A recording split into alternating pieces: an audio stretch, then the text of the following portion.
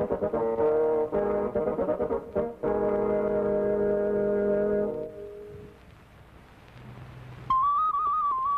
richesses déferlent sur toute l'Europe et des aventuriers partent sur les routes pour les vendre. Halte! Vous êtes sur les terres du comte Sac-Afrique. Vous devez payer le droit de passage.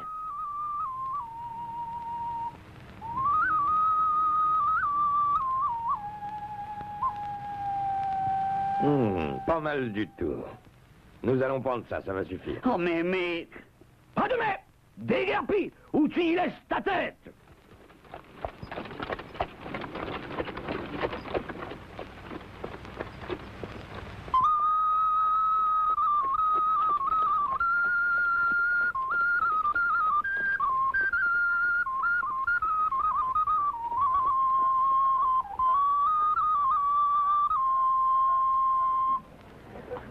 Regardez, du poivre de première qualité. 3 louis pour ce petit sac. Arrêtez! Si vous vendez quelque chose sur les terres du comte Sac-Afrique, il faut que vous lui payiez une taxe d'1 louis. Que le diable l'emporte. Ces pièces n'ont aucune valeur ici. Il faut que vous utilisiez des pièces portant l'effigie du comte Sac-Afrique. Vous pouvez échanger les vôtres par là. Mais il y a 2 fois plus d'or dans mes pièces à moi. Si tu attaches de la valeur à ta peau, ferme-la. Dans toute l'Europe, je n'ai jamais rencontré des brutes aussi stupides.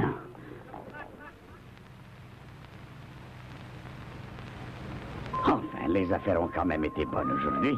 J'ai dû me faire une petite fortune. S'il n'y avait pas ces maudites taxes et ces damnés soldats, ils m'empoisonnent la vie.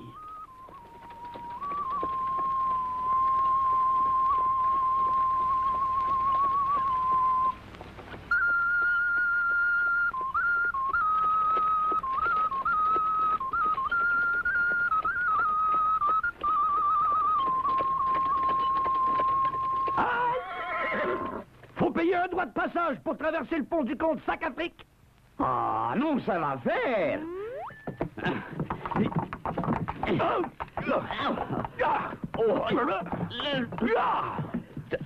Et qu'est-ce qui se passe ici? C'est ce misérable marchand qui refuse de payer votre droit de passage. Eh bien, vous voulez désobéir à mes lois, hein? Connaissez-vous le châtiment qui vous attend? Nous allons vous crever les yeux, vous couper les oreilles, vous arracher les ongles, vous couper le cou.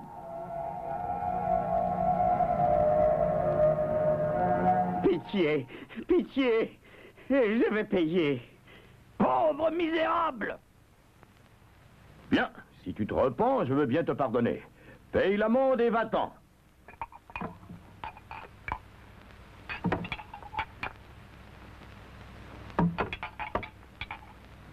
Misère. Avec lui, je viens de perdre le profit de plusieurs jours. Mais il ne l'emportera pas en paradis. Il ne paie rien pour attendre.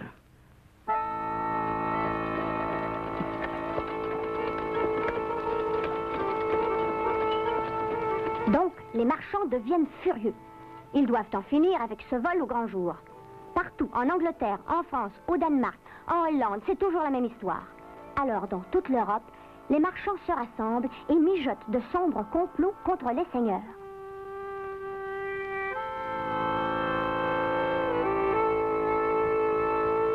Maintenant, c'est eux ou nous. On ne peut plus faire la moindre petite affaire sans qu'ils s'amènent et nous ruinent avec leurs maudites taxes. Ils sont en train de détruire nos commerces avec leurs taxes. Si le commerce n'est pas libre, notre capitale ne peut pas survivre. Les seigneurs doivent être écrasés. Oh, mais comment pouvons-nous leur enlever leurs privilèges? Ils s'enrichissent à même les impôts qu'ils font payer aux gens. J'y suis. J'y suis. Donc, comme on le voit, dans ces temps difficiles, les marchands ont drôlement besoin de se trouver des secours puissants. Et cette aide va venir du côté où personne ne l'attendait. Le Seigneur qui va en finir avec tous les seigneurs. Votre Majesté, vous souhaitez être riche et puissant et être le maître de tout, n'est-ce pas? Eh oui, mais les seigneurs ne m'obéissent pas du tout. Ils se conduisent comme des petits rois. Nous avons la même opinion que votre Majesté. Vous seul devez décider dans ce pays. Les impôts et les lois ne peuvent venir que de vous seul. Évidemment. Je voudrais bien qu'il en soit ainsi, mais les seigneurs, ils se battront jusqu'à la mort pour conserver leurs privilèges. Et pour les vaincre tous, il me faudrait des armes. Et pour avoir des armes, il me faudrait plus d'argent que je n'en ai. Aucun problème de ce côté-là, votre majesté. Nous sommes experts dans l'art de trouver l'argent. Nous allons vous arranger ça pour en finir avec les petits seigneurs à tout jamais. À condition que vous nous aidiez un peu en retour. Quand les seigneurs comprirent ce que le roi et les marchands étaient en train de préparer, ils sentirent le sol se dérober sous leurs pieds. Personne ne peut me déposséder des biens que mes ancêtres ont défendus. Pas même le roi, ce maudit traître. Et les marchands et les seigneurs étaient donc furieux. Ils étaient prêts à se battre jusqu'au bout. C'est le début du combat entre deux classes.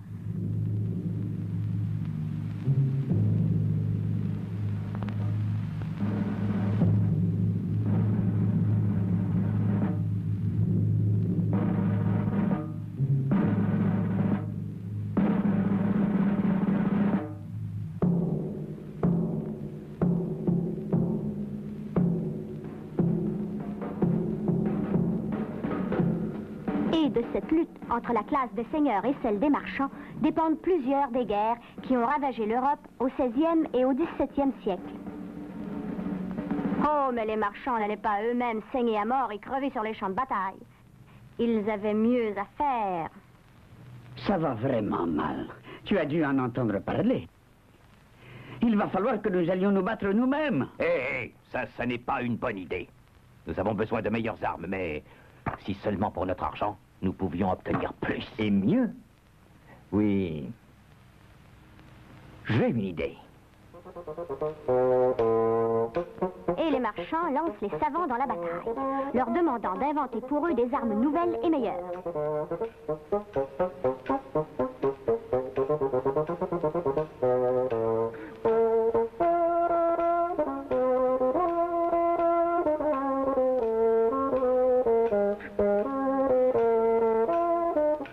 Car pour vaincre les seigneurs, le roi a besoin de beaucoup d'armes. Et eux, les marchands, pendant qu'ils y sont, ils se mettent à vendre aussi des armes aux seigneurs. Et où les prennent-ils, ces armes? Ils les achètent des artisans dans les villes et villages.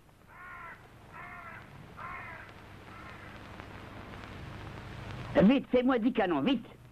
Oh, non, pas encore. D'abord, j'ai besoin de fer. Et puis, je dois le fondre. Et il faut le couler dans les boules. Et ensuite, je dois les polir, les canons. Ça ne se fait pas dans une seule journée, tout ça. Faire 10 canons, ça prend du temps.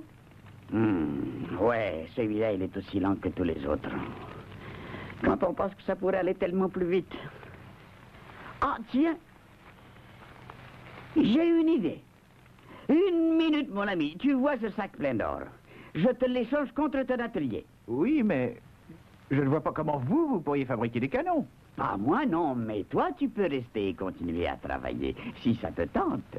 Et je vais bien te payer pour le travail que tu vas faire. C'est vraiment une belle somme d'argent. Bon, d'accord, c'est entendu. Rappelle-toi bien, c'est moi qui dirige. On va commencer par engager 6 hommes. Mais voyons, Laisse-moi faire, je m'occupe de tout. Ainsi, le marchand engage de pauvres paysans pour travailler à l'atelier et il leur paie un salaire de presque rien. Au travail, tas de paresseux. Je veux que mon capital rapporte. Les marchands achètent du fer. 2 ouvriers l'amènent. Un homme surveille le fourneau. L'un fond le métal. L'autre moule les canons. L'un les polit. L'autre les assemble. Chaque homme est spécialisé dans son secteur. Et chaque chose est faite beaucoup plus rapidement.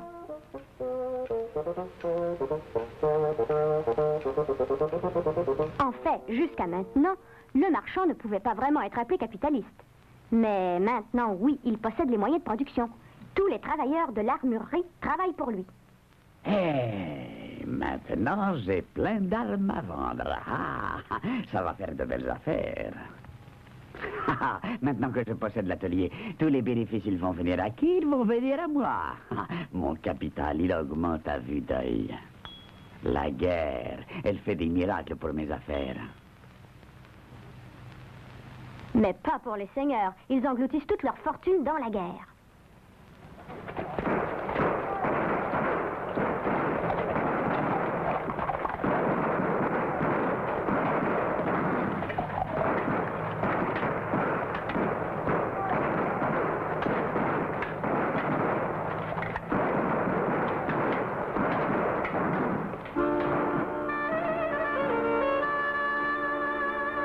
C'est supposé être une guerre entre nous et les marchands. Mais où ils sont, les marchands? Je n'en vois pas un seul. Et leur sang n'est pourtant pas bleu, mais rouge comme le nôtre. Nous sommes des mercenaires. Ils nous payent pour vous combattre. Les marchands font fortune en nous vendant des armes. Et l'argent qu'ils récoltent, ils le donnent à notre ennemi principal, le roi. Nous creusons nos propres tombes. La guerre, le commerce et les ateliers rendent les marchands puissants et affaiblissent les seigneurs. C'est le commencement de la fin pour les seigneurs. Les marchands ont gagné le premier round. À bas les anciennes lois des seigneurs. Place aux lois qui nous conviennent à nous et au roi. Nous y veillerons. Nous avons déjà engagé des juges et des avocats qui sont en train d'écrire des lois nouvelles pour le pays tout entier. Tous les petits pays n'en forment désormais plus qu'un seul, et le roi seul a pouvoir de décision sur quiconque, y compris les seigneurs. Le commerce doit être libre, les seigneurs ne peuvent pas avoir d'armée personnelle. De la même manière, ils ne peuvent pas imposer de taxes aux marchands. Mais les paysans, eux, doivent toujours payer des impôts aux seigneurs. Et ceux qui n'obéiront pas aux nouvelles lois auront affaire à la milice et aux soldats du roi. Et maintenant, tout le pouvoir royal est en place. Le roi et ses soldats et ses juges et ses avocats. Et ce système de pouvoir, on l'appelle l'État. Les petits duchés et royaumes, qui autrefois étaient éparpillés à travers l'Europe, laissent maintenant la place, au début du XVIe siècle, à des États plus grands et plus royaux. Et les frontières sont déplacées et redessinées. Maintenant, les marchands peuvent commercer en toute liberté. Gloire à Dieu! Et qu'il protège l'État longtemps! Et maintenant, nous aurons les armées de l'État pour nous aider à faire de bonnes affaires en Asie et en Amérique. D'abord, ceux qui possédaient la terre détenaient le pouvoir. Maintenant, tout a changé. Les marchands se sont emparés du pouvoir, mais pour nous, ça ne change rien. Nous, les paysans et les artisans, nous n'avons gagné qu'une chose, une nouvelle classe à supporter.